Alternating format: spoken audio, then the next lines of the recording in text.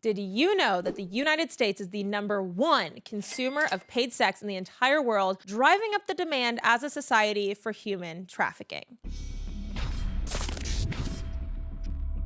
In the freest country of the world, there are thousands of even children that are trafficked every single day, and they will never be able to escape. The topic of human trafficking is taking a center stage in American politics, and rightfully so. Especially after July 4th, the film Sound of Freedom was released. Now, the film depicts how these foreign children are bought and sold into slavery. Lately, American media, though, has slammed this film as being a QAnon-adjacent film or a far-right conspiracy. But the fact of the matter is, children being trafficked in the United States is not a conspiracy. Why are they trying to hide it?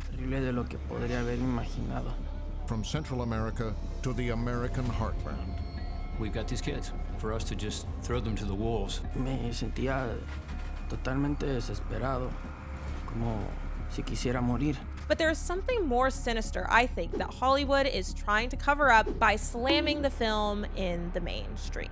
I don't know if you've noticed, but suddenly, movie theaters around the country have mysteriously had technical issues when playing the film. Theater glitches, air conditioning not working, air conditioning working too much to where moviegoers are freezing, no audio, the lights left on, you name it, it's happened. And many moviegoers are saying that it's an attempt to sabotage the film's box office numbers, which I think isn't actually working, seeing that it just reached over $100 million. I'm a frequent moviegoer, and I've never had any film that I've watched disrupted. But it's almost like they're doing it intentionally to distract the masses and discourage people from seeing this groundbreaking film.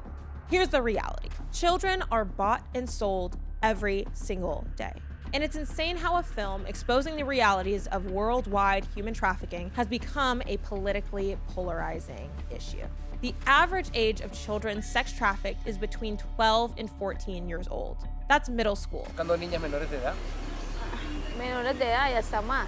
No le gustan las niñas de 16, 17, sino de 11, de 10, de 9. And out of all human trafficking victims, 71% are women and girls.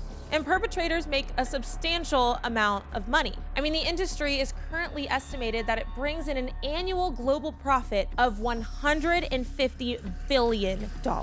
Now, sex trafficking alone specifically accounts for nearly $100 billion.